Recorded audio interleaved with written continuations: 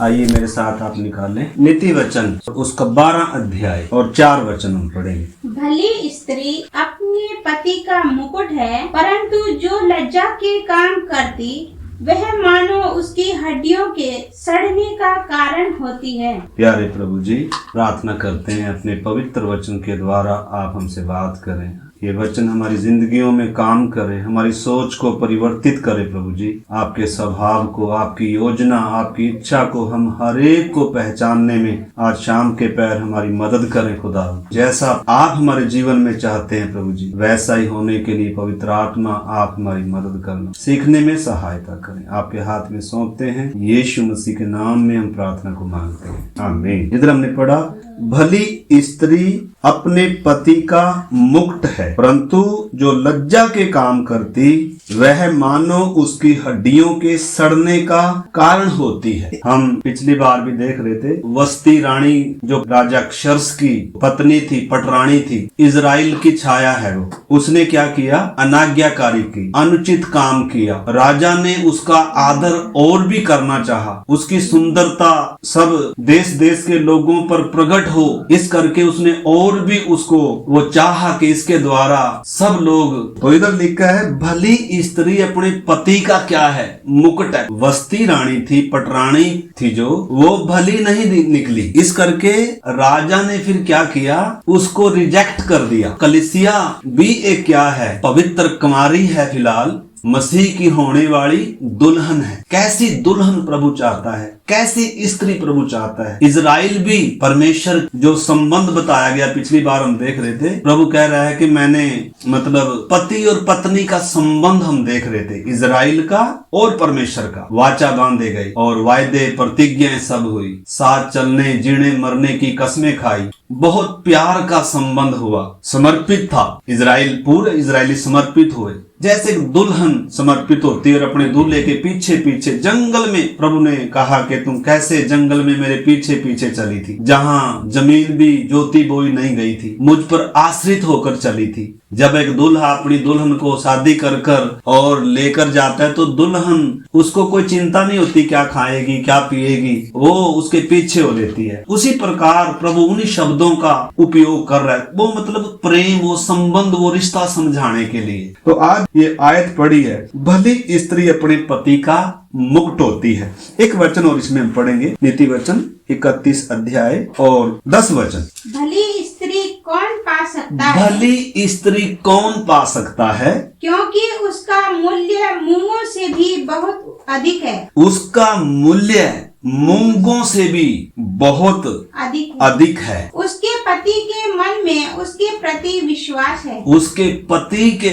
मन में उसके प्रति क्या है? विश्वास है। तो प्रभु भी अपने साथ जो कलीसिया का संबंध है, पुराने समय में इजराइल का जो संबंध है, वो स्त्री का संबंध कर कर बता रहा है। उस प्यार की, उस रिश्ते की, उस संबंध की गहराई को बता रहा है। मूंगों सोने से भी कीमती होते हैं मूंग, परंतु वचन कहता है भली स्त्री की कीमत उससे भी बड़ी है। और एक वचन और इसके साथ पढ़ेंगे, 31 का 30 वचन। शोभा तो झूठी और सुंदरता व्यर्थ है। शोभा तो झूठी और सुंदरता व्यर्थ है, परंतु जो स्त्री यहोवा के भय मानती है, परंतु जो स्त्री यहोवा का भय मानती है उसकी प्रशंसा की उसकी प्रशंसा की जाएगी। रानी वस्ती की प्रशंसा नहीं हुई, उसको रिजेक्ट कर दिया गया। लेकिन अभी हम देखेंगे उसकी जगह पर जो पटरानी बनाई गई, एस्तेर पटरानी पद पर नियुक्त की गई, उसकी प्रशंसा की गई, तब उसमें आएंगे। तो बैकग्राउंड भी हमें समझना है, हम उसी अपने विषय में ही है, दुल्हन की तैयारी का विषय हम सीख रहे हैं। परमेश्वर ने हमें भी ऊंची बुलाहट से बुलाया है। इजराइल को रिजेक्ट कर कर जब वो फल नहीं लाए,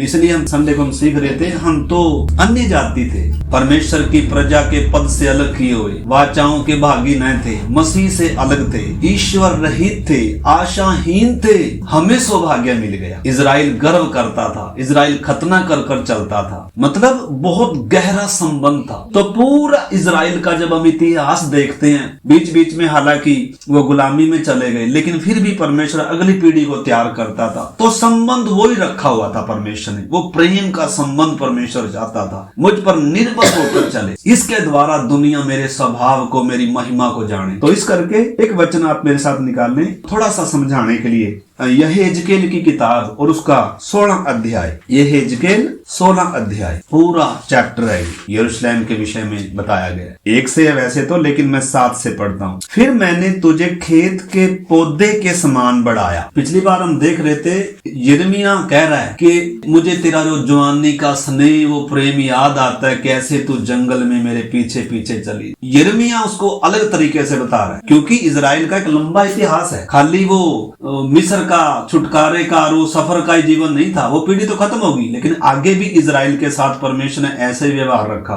इजराइल कई बार बेवफा हुआ, मतलब परमेश्वर को त्याग कर अन्य देवताओं की उसने भी उपासना की, अन्य जातियों की चाल सीखी। उसको परमेश्वर यह विचार कह रहा है कि तूने अन्य जातियों की चाल सीखी, तूने अपने और मित्र बनाए, तेरा प्रेम किसी और से लग गया, तूने अपने प्रेमी को त्याग दिया। आपने समझना, देखो, इसलिए प्रभु ने कहा जो कोई मुझसे बढ़कर किसी और को प्यार करता है वो मेरी दुल्हन होने के उस स्तर तक नहीं आ सकता। तो परमेश्वर के स्वभाव को, परमेश्वर ने जो हमें बुलाहट दी है, परमेश्वर की जो योजना है, कलीसिया है मैन मुख्य उद्देश्य परमेश्वर का, इसलिए सृष्टि को इसलिए बनाया, पृथ्वी को इसलिए बनाया। तो इस करके इधर जब हम देखते हैं 7 से, फिर मैंने तुझे खेत के पौधे के समान बढ़ाया, तू बढ़ते बढ़ते बड़ी हो गई और अति सुंदर हो गई, तेरी छातियां सुडौल हुई और तेरे बाल बढ़े, तो भी तू नंगी थी। मैंने फिर तेरे पास से होकर जाते हुए तुझे देखा और अब तू पूरी स्त्री हो गई थी, इसलिए मैंने तुझे अपना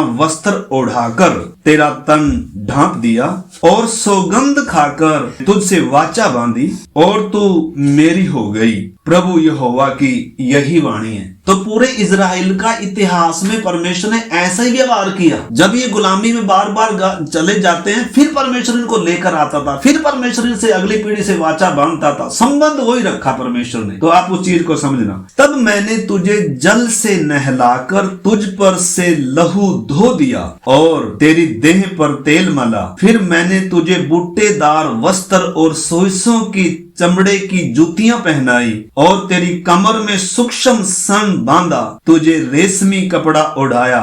तब मैंने तेरा श्रृंगार किया और तेरे हाथों में चूड़ियां और गले में हार पहनाया। फिर मैंने तेरी नाक में नथ और तेरे कानों में बालियां पहनाई और तेरे सिर पर शोभायमान मुकुट धरा। तेरे आभूषण सोने चांदी और तेरे वस्त्र सूक्ष्म सन रेशम और बूटेदार कपड़े के बने। फिर तेरा भोजन मैदा मधु और तेल हुआ और तू अत्यंत सुंदर वर्ण रानी होने के योग्य हो गई। तेरी सुंदरता की कीर्ति अन्य जातियों में फैल गई, क्योंकि उस प्रताप के कारण जो मैंने अपनी ओर से तुझे दिया था। तू अत्यंत सुंदर थी। प्रभु यहोवा की यही वाणी है। पूरा इजराइल का जब हम इतिहास देखते हैं, कितनी बार आपको मालूम है, सुलेमान का जब समय आया, पूरे धरती के लोग इजराइल के परमेश्वर की महिमा करते थे। इजराइल के कारण, इजराइल उस समय लोग उसको देखने आते थे। इजराइल का राजा, उसका वैभव, उधर परमेश्वर का भवन था, मंदिर था, परमेश्वर की उपस्थिति थी। और इजराइल मतलब एक पूरी दुनिया के लिए एक रोशनी था परमेश्वर का। अगर दुनिया भर में, पृथ्वी भर में कहीं परमेश्वर है तो वो इजराइल में था। सृष्टि का मालिक, सिरजनहार इजराइल में वास करता था, मंदिर में वास करता था। तो पूरी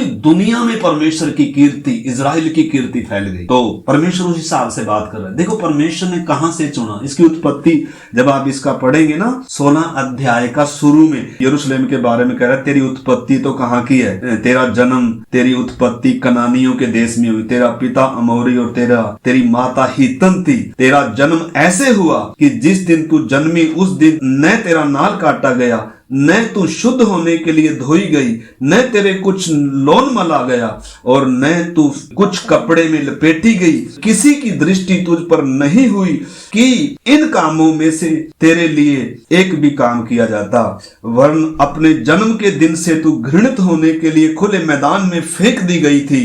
जब मैं तेरे पास से होकर निकला और तुझे लहू में लेटती हुई देखा, तब मैंने तुझसे कहा, हे लहू में लौटती हुई जीवित रह, हाँ जीवित रह। फिर मैंने तुझे खेत के पौधे के समान, मतलब इजराइल का इतिहास परमेश्वर अपने नबियों के द्वारा उस संबंध को बता रहा है। मैंने इजराइल से क्या किया, मैंने कैसे उसको बढ़ाया, कैसे मैंने अपनाया। बीच बीच में ये गुलामी में चले गए, बीच बीच में जब ये अन्य जातियों की तरह चाल सीखने लग गए, अन्य जातियों की तरह बन गए, तो इनके परमेश्वर गुलामी में जाने दिया और फिर से परमेश्वर इनको लेकर आता था। तो पूरा जब इजराइल का हम इतिहास देखते हैं तो इजराइली क्या हो गया, जब आप आगे भी पढ़ोगे तो इसमें 15 में लिखा है, परंतु तू अपनी सुंदरता पर भरोसा करके अपनी नामवरी के कारण व्यभिचार करने लगी। व्यभिचार का मतलब है अपने प्रभु को छोड़कर, अलगदाई को छोड़कर, पवित्रताई को छोड़कर, व्यवस्था को छोड़कर संसार के साथ समझौता करने लगे, संसार की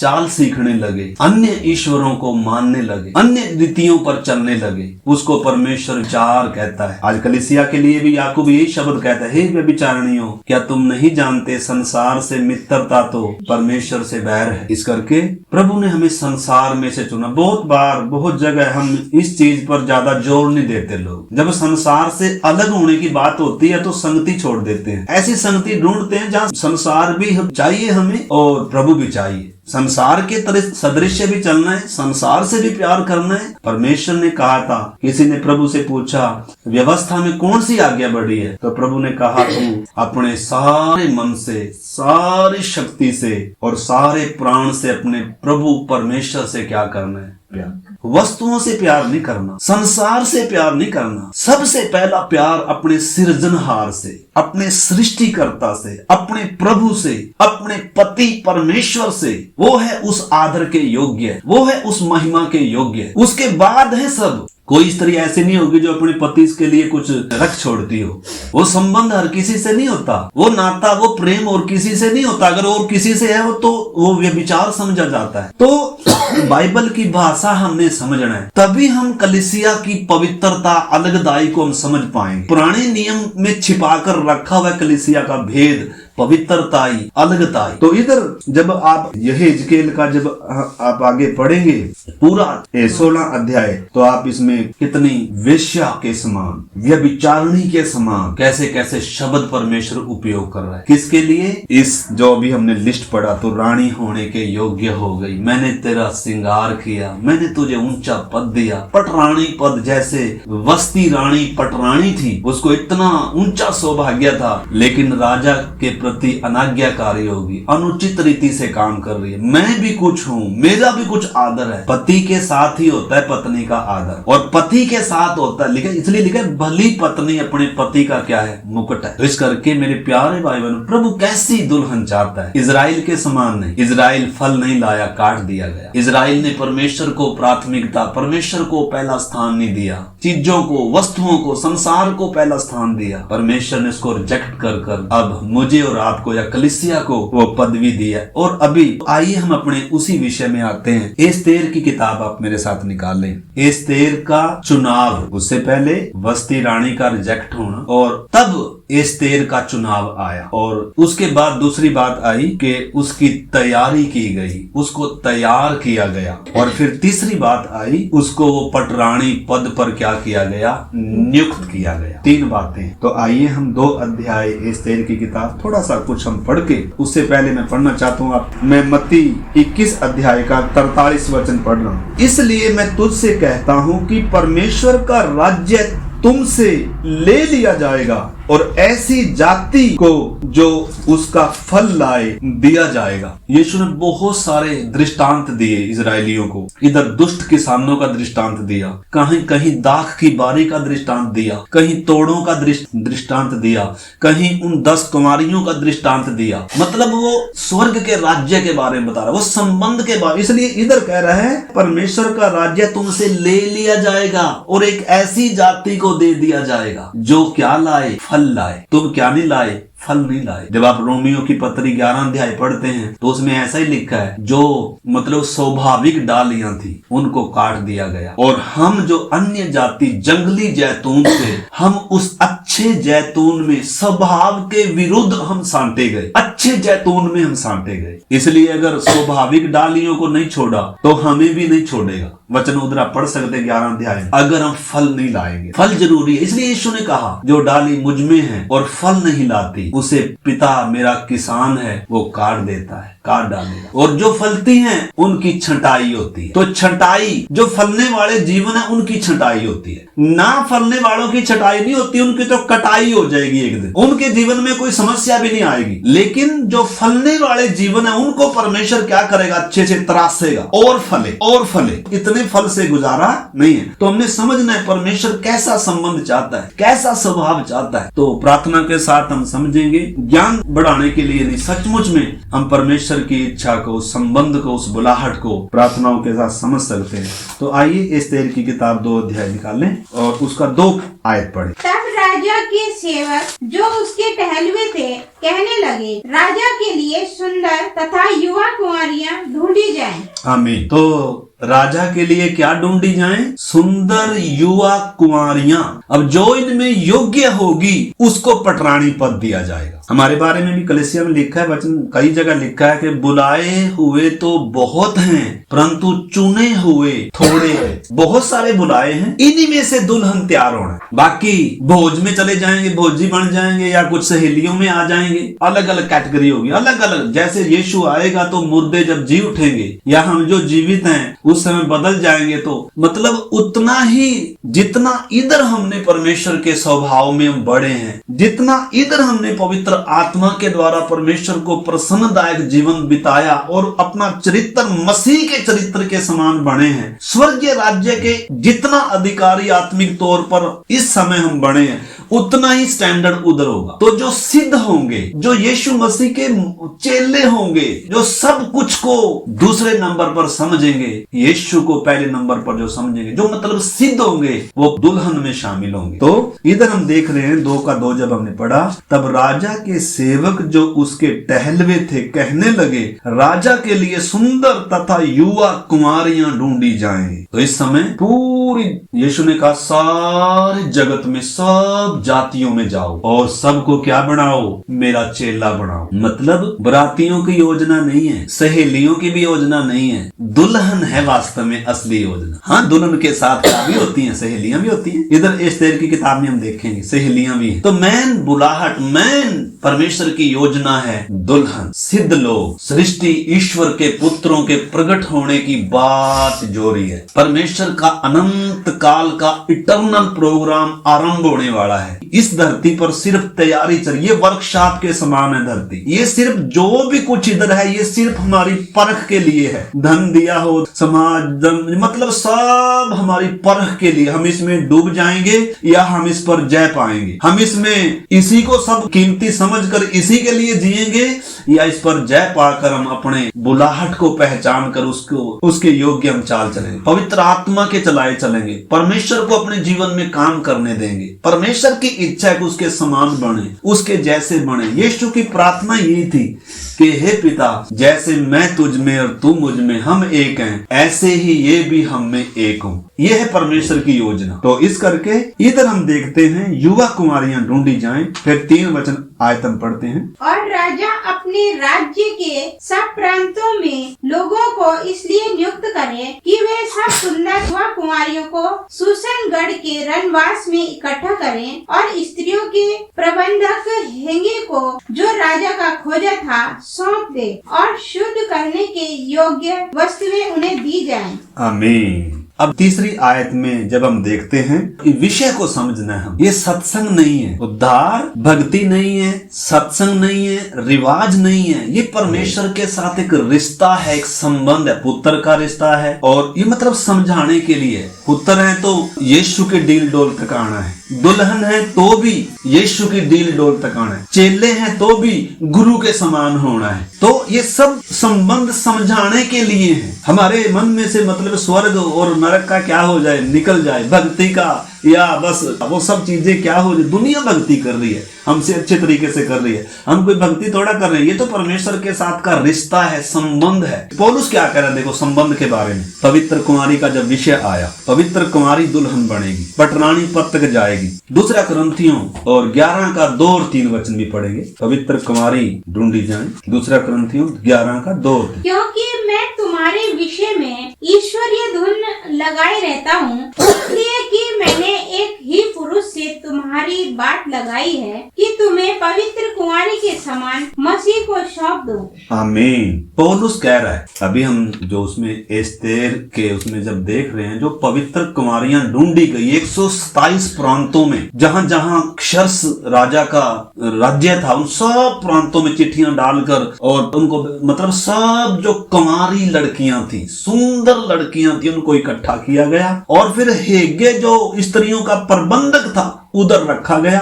और जो योग्य वस्तुएं चाहिए थी तैयार होने के लिए 6 महीने उनको क्या किया जाता था, वो साफ करके फिर 6 महीने मतलब उस पर कुछ मला जाता था, उनका मतलब शरीर में कोई दाग ना रह जाए, शरीर में कोई कमी ना रह जाए। मतलब उनकी इतनी तैयारी, क्योंकि राजा की पटरानी पद पर आना है, इतनी तैयारी उनकी जबरदस्त होती थी। पर उसने समर्पण करना होता था। सबसे पहले कुमारी होना है, सुंदर होना है। हमारा सुंदरता, हमने वचन में पढ़ा था, सुंदरता तो व्यर्थ है, शोभा भी झूठी है। हमारा श्रृंगार बाहरी नहीं है, हमारा सुंदरता बाहरी नहीं है, हमारी सुंदरता भीतर की है। पत्रस वही बता रहा है, पहला पत्रस 3 अध्याय हम पढ़ेंगे जब ऐसे लिखा है, तुम्हारा छिपा हुआ गुप्त मनुष्यत्व मन की दीनता नम्रता से उस अविनाशी सजावट से क्या हो, सुसज्जित हो। बाहरी दिखावा नहीं, बाहरी पहरावा नहीं। तो कलीसिया का बाहरी पहरावा नहीं, भले हम काले होंगे, भले हम सूरत क्या होगी, बेकार होगी,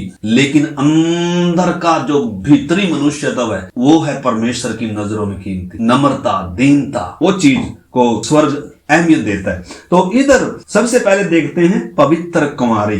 पौलुस कहता है, मैंने तुम्हारी एक पुरुष से सगाई की है, बात लगाई है, मंगनी की है और चाहता हूं कि पवित्र कुमारी की तरह तुम्हें उसको मसीह को सौंप दूं। परंतु मैं डरता हूं, जैसे सांप ने बड़ी चतुराई से हवा को बहकाया, भ्रष्ट कर दिया, ऐसे तुम भी क्या ना हो जाओ, भ्रष्ट ना हो जाओ। भ्रष्ट कैसे होंगे? जब संसार से मित्रता करेंगे, जब संसार की वस्तुओं से मित्रता करेंगे, जब यीशु से बढ़कर दुनिया की चाह रखेंगे, जब यीशु से बढ़कर दुनिया की चीजों की चाह रखेंगे, तो परमेश्वर का एक दास जो सचमुच में परमेश्वर का दास होगा, वो दुनिया की बातों की तरफ कलीसिया को लेकर नहीं जाएगा, बल्कि मसीह की तरफ लेकर जाएगा। मसीह के साथ कैसे इनको संसार से बचाकर रखूं, कैसे इनको, मतलब लिखा है मैं डरता हूं जैसे सांप ने। आगे जाकर पढ़ेंगे, फिर पौलुस बता रहा है दूसरा यीशु, दूसरी आत्मा, दूसरा सुसमाचार। मतलब शैतान किसके नाम से भी आ रहा है? कलीसिया को भ्रष्ट करने के लिए, विश्वासियों को संसारिक बनाने के लिए, विश्वासियों को संसार में लिप्त करने के लिए, उस पवित्रताई को भ्रष्ट करने के लिए, उस मन की सीधाई को भ्रष्ट करने के लिए यीशु के नाम से भी शैतान आ रहा है। इसलिए लिखा है दूसरा यीशु, दूसरा सुसमाचार। क्योंकि बुलाहट जब इतनी बड़ी है तो परीक्षा भी, परख भी उतनी बड़ी है। इसलिए प्रभु ने कहा जो जय पाएगा वो मेरे साथ मेरे सिंहासन पर क्या होगा, विराजमान होगा। तो इस करके इधर 2-3 आयत पढ़ सकते हैं, आगे पढ़ सकते हैं। आइए उसमें वापस चलेंगे और फिर हम प्रार्थना में जाएंगे। एस्तेर की किताब 2 अध्याय का 3 से पढ़े। और राजा अपने राज्य के सब प्रांतों में लोगों को इसलिए नियुक्त करे कि वे सब सुंदर युवा कुमारियों को सुसन गढ़ के रनवास में इकट्ठा करें और स्त्रियों के प्रबंधक हेगे को जो राजा का खोजा था सौंप दे, जो राजा का खोजा था सौंप दे, और शुद्ध करने के योग्य वस्तुएं उन्हें दी जाएं। तब उनमें से जो कुमारी राजा की दृष्टि में उत्तम ठहरे वह रानी वस्ती के स्थान पर पटरानी बनाई जाए, यह बात राजा को पसंद आए। तो इधर बात आती है, परमेश्वर ने जिनको चुना है उनको तैयार करने के लिए परमेश्वर ने प्रबंध ठहराया है, प्रबंधक ठहराए हैं। प्रेरित है, 5 प्रकार की सेवकाई है। इसके अलावा एल्डर भी होता है, झुंड में डीकन भी होता है, कलीसिया को सिद्ध करने के लिए। उसमें हम एतवार को पढ़ रहे थे इफिसियों की पत्री 4 का 11 से 16 तक, परमेश्वर ने कुछ को प्रेरित नियुक्त करके ऐसा करके उसमें लिखा है ताकि पवित्र लोग सिद्ध हो जाएं। कलीसिया ने सिद्ध होना है, एस्तेर ने जैसे तैयार होना है, तो प्रबंध रखा हुआ है परमेश्वर ने। प्रबंध क्या है? उधर उनके लिए प्रबंध है। एक स्त्रियों का प्रबंधक था। पवित्र आत्मा, सबसे पहली बात, पवित्र आत्मा तैयार करने के लिए आया है, दुल्हन को तैयार करने के लिए। जैसे एलियाजर भेजा गया रिबेका को लाने के लिए, ऐसे ही यीशु ने पवित्र आत्मा भेजा है दुल्हन को तैयार करने के। पवित्र आत्मा की भरपूरी पाना, पवित्र आत्मा के अनुसार चलना, पवित्र आत्मा में मतलब आराधना, प्रार्थना, ये सब अति अनिवार्य अगर सिद्ध होना है तो। और उसके अलावा 5 प्रकार की सेवकाई इसलिए ताकि सिद्ध हो जाए। और उसके अलावा 66 किताबें परमेश्वर ने दी हैं ताकि कलीसिया सिद्ध हो जाए। और उसके अलावा कलीसिया में बपतिस्मा, प्रभु भोज वो तो है ही है, उसके अलावा हमारी सिद्धता का हिस्सा है कौन सा? कष्ट, निंदा, बदनामी, ये भी हमारी सिद्धता का हिस्सा है। इनके द्वारा भी परमेश्वर तैयार करता है, शुद्ध करता है। आग, हम पिछली बार देख रहे थे विश्वास कैसे होना है, आग में तपाए हुए सोने से भी बहुमूल्य होना है। कष्ट की आग आती है, कई बार निंदा आती है, कष्ट, क्लेश, ये सब कलीसिया के सिद्धता तक पहुंचाने के लिए चीजें हैं। अन्यथा परमेश्वर हमें दुख क्यों देगा, हमें कष्ट क्यों देगा? परंतु ये बातें इसलिए हैं ताकि इनके द्वारा हमारे अंदर मसीह का स्वभाव आए, हमारा विश्वास मजबूत हो, परमेश्वर पर आश्रित हो। क्योंकि बहुत बार हम वचन से सही नहीं होते, परमेश्वर को कई बार हमें ताड़ना के द्वारा सही करना पड़ता है, कई बार कष्ट की आग में हमारा स्वभाव पिघलता है। परमेश्वर ने हमें तैयार करना है, तो परमेश्वर ने प्रबंध ठहराया है हमें सिद्धता तक लाने के लिए। एक आयत और मैं आपके साथ पढ़ूंगा। तो सबसे पहली बात, कलीसिया का एक पवित्र कुमारी का संबंध है, मंगनी हुई है।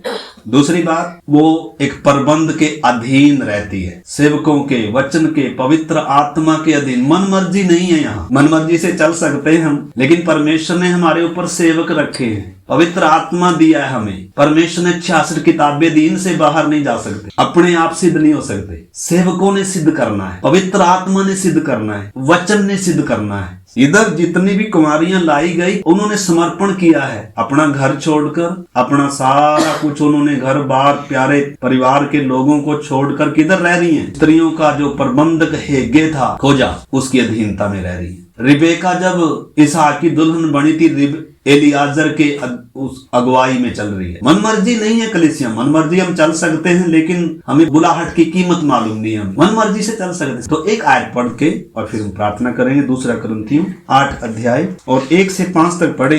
अब हे भाइयों, हम तुम्हें परमेश्वर के उस अनुग्रह का समाचार देते हैं जो मकीदुनिया की कलीसिया पर हुआ है कि क्लेश की बड़ी परीक्षा में उनके बड़े आनंद और भारी कंगालपन में उनकी उदारता बहुत बढ़ गई। उनके विषय में मेरी यह गवाही है कि उन्होंने अपनी सामर्थ्य भर वरन सामर्थ्य से भी बाहर मन से दिया और इस दान में और पवित्र लोगों की सेवा में भागी होने के अनुग्रह के विषय में हमसे बार बार बहुत विनती की और जैसे हमने आशा की थी वैसे ही नहीं वरन उन्होंने प्रभु को फिर परमेश्वर की इच्छा से हमको भी अपने आप को दे दिया। पहले प्रभु को समर्पण करना है, फिर किसको भी समर्पण करना है, फिर जो प्रभु ने सेवक ठहराए हैं उनके सामने भी समर्पण करना है। और नहीं तो फिर खुद तो देखो सिद्ध कोई हो नहीं सकता है। सेवक रखे हैं, सेवक पूछेंगे बाइबल पढ़ी कि नहीं,